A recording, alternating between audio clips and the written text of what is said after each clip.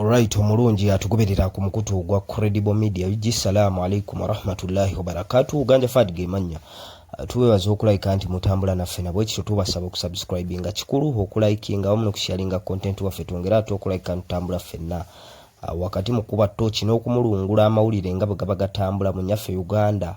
Mu aspect season natujja oba oli awo ne tuttaanya kwebyo ebiba bitambula. Olunaku olwaleero tubaleetedde omu ku ba bodyguards oba abakuumi b'omukulembeze ow'ekibiina ki National Unity Platform ow'ekitiibwa Robert Kyagulanyi Ssentamu. Ono nno omukulu amanyikiddwa nnyo nga Tawa. Alaga obutali bumativu oba oli awo ku butya ab'ebitongole ebikuumaddembe bwe bakozesebwa okujoonyesa bannayuganda okubawamba bo nga bannakibiina ki National Unity Platform. Okwogera bino asinzidde oba oli awo kukwatibwa kwa banne omuli Akireewo Kivumbi, omuli General Gaddafi, omuli Smart, oba oli awo abakwatibwa ab'ebitongole ebikuumaddembe. Then n'ekyabaddewo olunaku olw'ejjo ekyatuuse ku munnamateeka era nga yakutte bendera y'ekibiina ki National Unity Platform Elias Luyimbazi Nalukoola eyatuusiddwako oba oli awo buvune ne ttiimu ye ab'ekitongole ekigambibwa nti kyajjaati. Kino nno kikwasaganya batujju oba oli awo abalumbaganya eggwanga, naye kakati mu kaseera kano betulaba mu firudi ebyo omukulu ono bye bimuleetedde okwemulugunya. Katumubawe oluvannyuma lw'ebigambo byonna nga bwagenda okubyogera tugenda kukomawo oba oli awo twongere okusiga ekifaananyi ekigazi ku butya munnayuganda bw'alina okulaba embeera nga bwetambula mu Uganda. Ye reaction ye eyinza kuba etya kwebyo bitambula mu ggwanga. So kasooke tubawo Tawa ate oluvannyuma tukomewo twongere ate okulabika nti tuttaanya ensonga. Bannayuganda, ebikolwa ebigenda mu maaso eby'okuwamba abakyali baffe, nze basobola obeera nga abakyali bange be batandikiddeko okuwamba obanga nange bajja kumpamba oba okunzita. Naye gwe alowooza nti gwe tobiriimu, golowooza gwe tebakuwambe oba tebakutte. Bwe tubanga mu kusooka mu mwaka gwa 2019 waaliwo nga bachairman ne badepute baabwe be bamala ensonga z'emisango ku bitundu. Netuuka mu time nga LDU erina obaawo wakati wa 2022. Netuuka mu time nga poliisi era ne bateekawo ne kooti y'amaka ku poliisi. Wabula ne kitabamalira ne baleeta Red Top. Red Top erina kukwata b'amagye na poliisi, si kukwata abantu ba bulijjo. Nkiddamu military police. Era owulira military police erina kukwata ba military, so si kukwata abantu ba bulijjo. Military police neeremererwa era ne bagijjawo kubanga Museveni yatukuliza ku mudumu gw'emmundu tutuka ne tumanyiira abantu abo.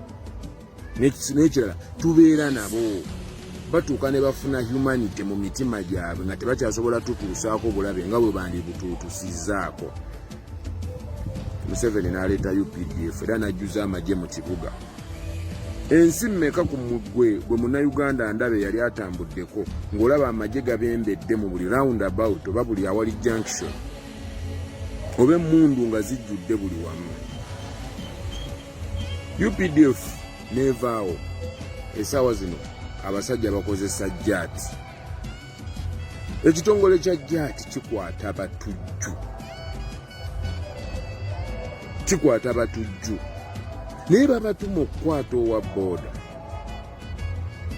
Era be mulabye essaawa zino nga bakwata Nalukoola ne ttiimu ye, era be bawamba abakyali baffe, be bawamba Akireewo, be bawamba General Gaddafi, be bawamba Smart.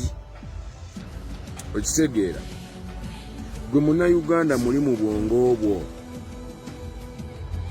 olowooza kiki ky'olina okukola bw'oba nga tonnasalawo obanga ebyo byonna by'olabyeko olaba nga tonnatuusa kusalawo. Golooza bagenda kuzzaako kitongole ki? Ate kambabuulire kino, teri nakyemalira. Nkiddamu, teri yali afuzeeko kumala myaka 25-30 n'atakola ebyo bikolwa, naye era bamaliriza ne bagenda, naye bavaawo batya nga bannansi beekyanze era nga beekyaye. Bannayuganda mugenda kwekyawaddi kuba nga nkimanyi muli bangi nnyo ng'omwezi guggwako nga tolina yadde emitwalo 10 mu nnyumba. Muli bangi nnyo ng'essaawa zino omwana we akyali waka tonamutwala ku ssomero. Buli lunaku emmotoka ziyisinganya ezisengula abantu. Mulowooza abantu abo baba bagenze mu nnyumba zaabwe ze bazimbye, balandiroodi baba bagobye mu mayumba nga banoonya gye badde ate walala ate era kusumbuwa balandiroodi baayo. Mwe mulowooza ani agenda obbalwanirira? Muti obbawamba. Kankubuulire, muyina kwongera kunyiiga buli we bawamba abantu na kwongera kwagala nsi yammwe kujjako nakyemalira. Kati mbasaba ekintu kimu bannayuganda,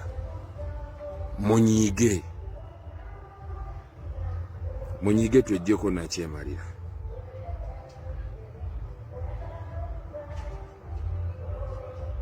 Obudde tewakyali, nze byange mbibagambye.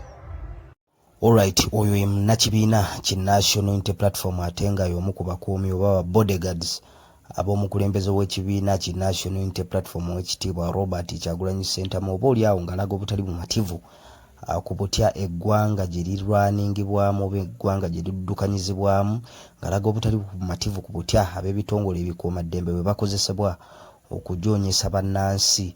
Tukimanyi bulungi nnyo nti omulimu gw'ebitongole ebikuumaddembe ebyenjawulo omuli poliisi n'amagye gitegeerekeka bulungi nnyo, ng'era obulungi bwagyo buddira eri munnansi. For instance, ekitongole ekya poliisi omulimu gwakyo is to keep law and order, okuleeta obutebenkevu oba harmony mu society. Abantu mwe batambulira, abantu basowaganye, abantu bazizza emisango, poliisi yebakwata oba oliawo ne batwala mu courts of law gye balina okulabika nti bawozesebwa. Oli bwe gumukka mu vvi, kooti n'emusalira n'asaavinga ekibonerezo kye. Amagye omulimu gwagwo ogumanyiddwa gwe gukulabika nti bakuuma bannansi n'ebyabwe, naddala n'okusekiwalinga ensalo z'eggwanga okwewala oba oliawo external forces eziyinza okujja ne zireeta wano obutali butebenkevu mu ggwanga lyaffe Uganda. Naye mu kaseera kano tulaba nga amagye oba oliawo ne poliisi bateeka eryanya ery'ensusso ku bannansi.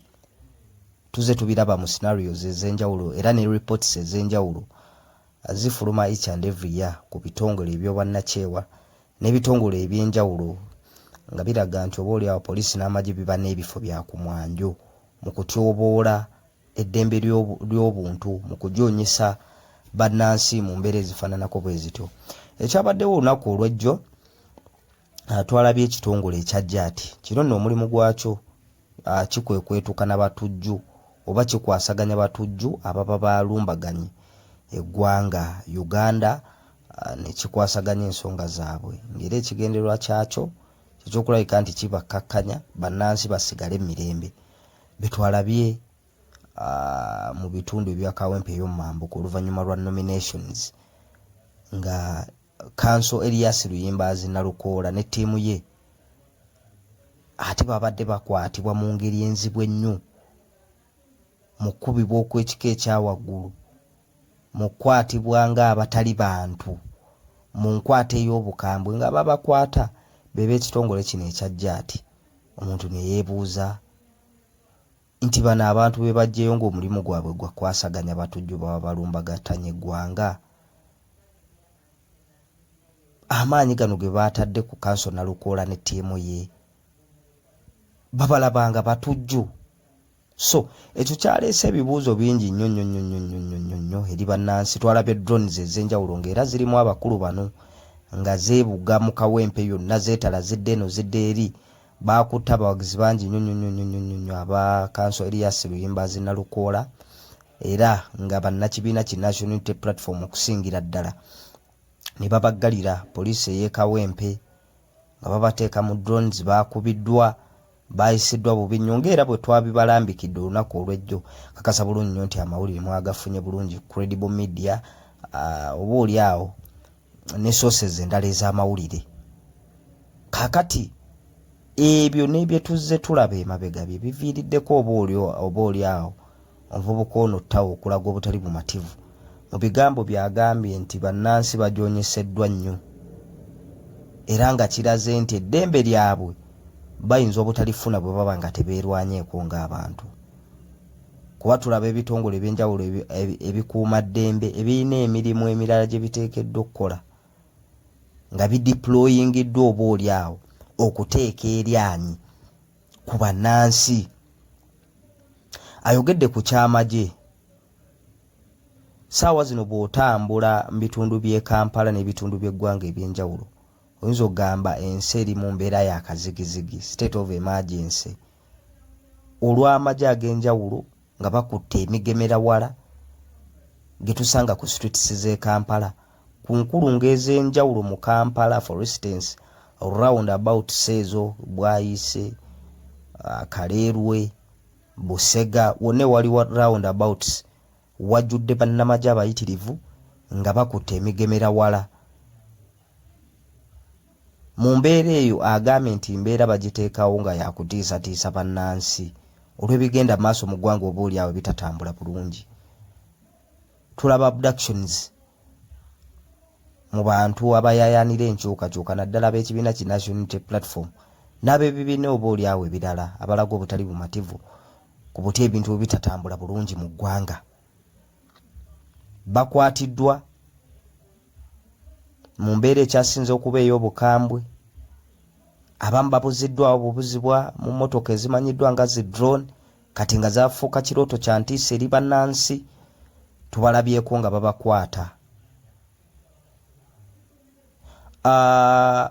LDU yali unity oba oli awo eyagunjizibwawo okulabika nti eyambako mu kuleeta obutebenkevu mu bitundu, ng'era bakolagana ne ba chairman ne ba defense b'ebyalo. LDU mu kalulu akawedde ebyo ebimu ku bitongole oba oli awo ebyakozesebwa, ze unity ez'ebyokwerinda ezaakozesebwa okujoonyesa bannansi ne zibayisa bubi nnyo mu kubakwata. Enkwata gye babakwatamu nzibu nnyo, babagunze, babakoze batya. Then tuze tulaba ne operations ez'enjawulo nga tulaba military police.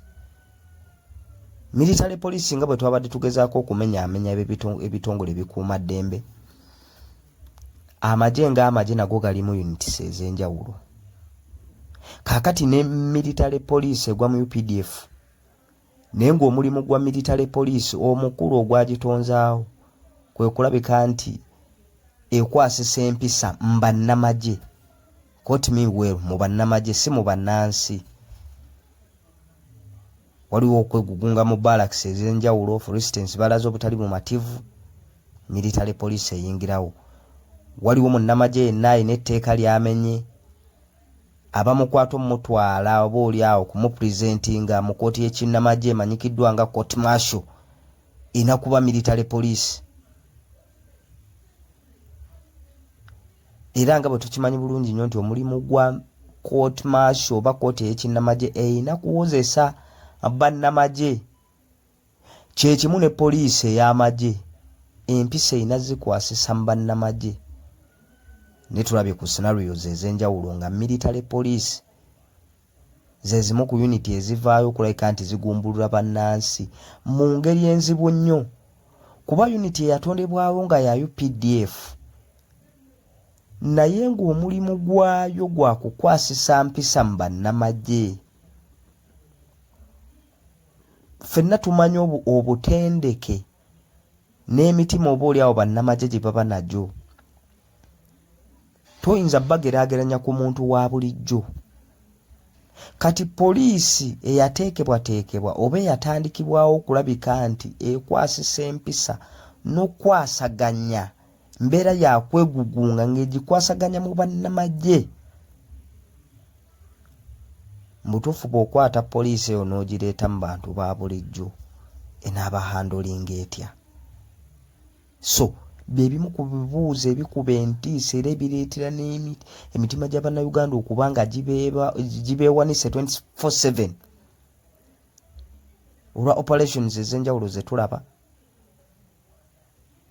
Era omuntu tajja kwewuunya lwaki Jaati bwe yabadde ekwata Council Elias Luyimbazi Nalukoola olw'omusango ogutannategeerekeka n'abawagizi be mu mbeera eyabadde enzibu ennyo.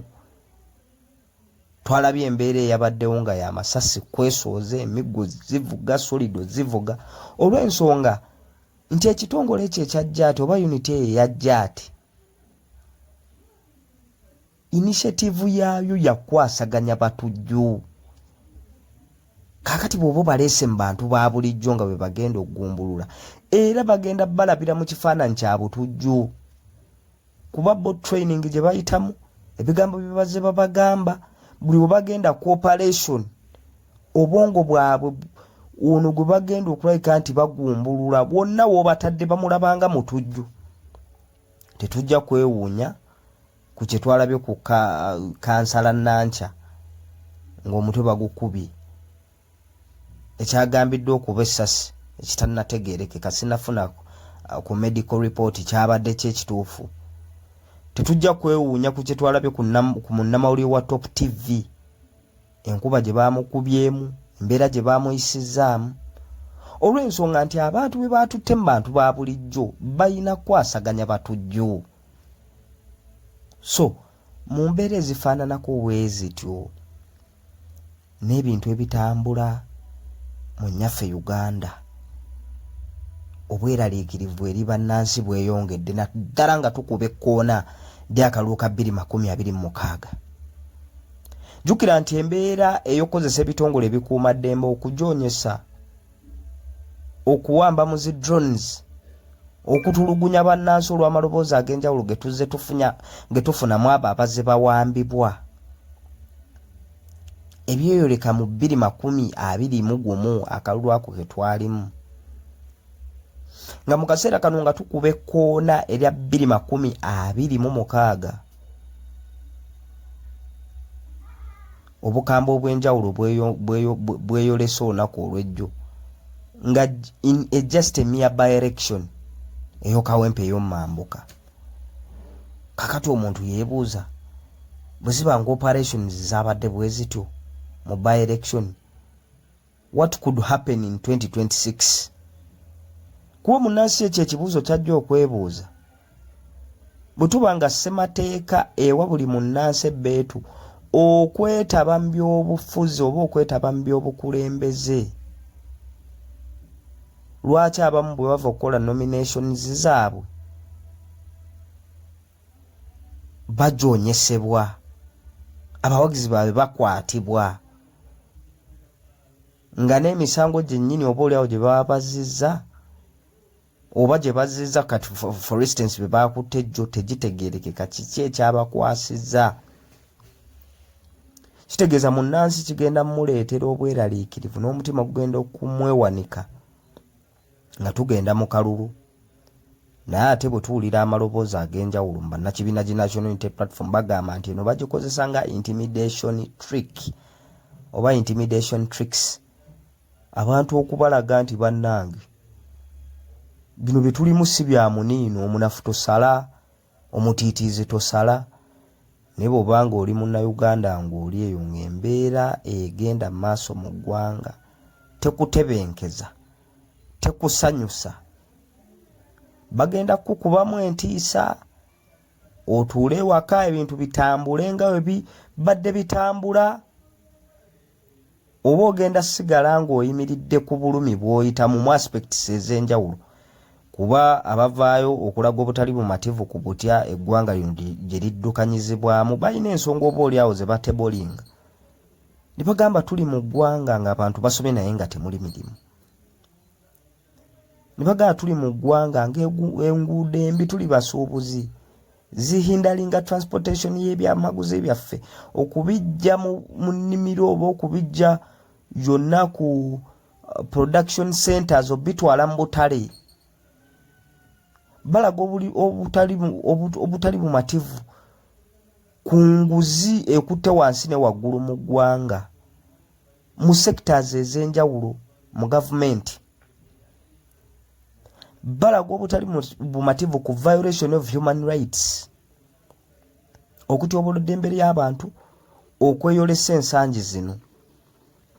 So bwe banaabateekamu fear mwenga bannansi mugenda kudda emabega ebintu bitambule nga bwe bitambula, awulira nga eggwanga oba oli awo ruutu gye likutte ekutebenkeza, then eno fear ejja kutuuza ewaka gye bali mu bateekamu ey'okuwamba abantu ngira bannakibiina ki National Unity Platform ab'enjawulo bwe bagezaako okulabika nti batusiigira ekifaananyi naffe kennyini bye tulaba mu bitundu gye tuwangaalira. So mu mbeera ezifaananako bwe zityo bannakibiina ki National Unity Platform n'abannankyukakyuka ab'enjawulo bakyalaga obutali bumativu eryo n'abali mu gavumenti yennyini oba oli awo abawagira ekibiina ekiri mu buyinza ekya NRM abavuddeyo n'amaloboozi ne bagaa nti newankubadde ffe abali mu buyinza ne wano nga tetutambudde bulungi, wano nga tetweyisizza bulungi, wano ebitongole bikuumaddembe nga tebikozeewo bulungi.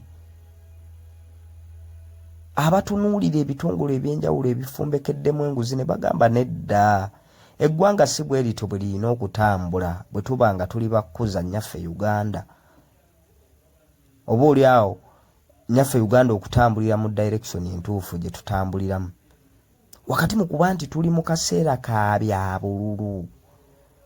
Munnansi avaayo atya nga ssemateeka emuwa olukisa okwesimbawo? Tuli mu ggwanga lya multi-party system, eggwanga ery'ebibiina ebyenjawulo.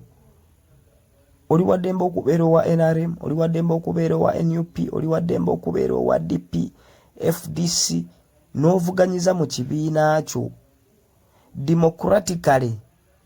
Afunye numbers wakati mu kutembeeta ideologies ze, bannansi ne bamuwagira. Eggwanga oba oli awo ffenna lye twandiyagadde okutambuliramu, naye tuli mu kutambulira mu ggwanga ng'okuvaayo okulaga nti oli wa kibiina kimu. Ebibiina ebyenjawulo birina kkala ez'enjawulo ezibyoleka. For instance, NRM bw'oyambala yero oba tolina musango gozizza nga kuliko ne labels z'ekibiina, oba tolina musango gozizza mu ggwanga erina multi-party system. Owa NUP bw'ayambala ebimyufu n'ateekako n'ebiraga nti ddala kituufu kyekibiina kyange, aba talina musango gwazizza. Owa DP kyekimu, owa FDC kyekimu.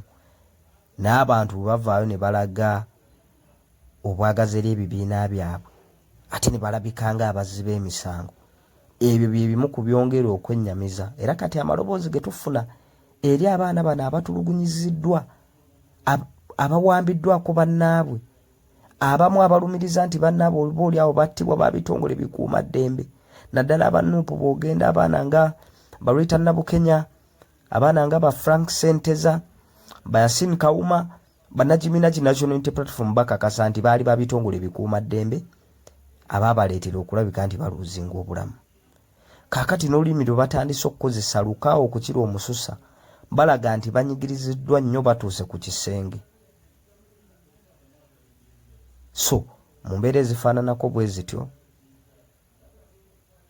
Uganda bw'eba nga abantu batandise okulaba ebintu okubiraba mu mbeera nga yakwerwanako, kyennyamiza. Era eggwanga lyaffe we liba liraga mu maaso awo wajjudde entiisa, wajjudde ensisi, nga munnayuganda olina kunywera.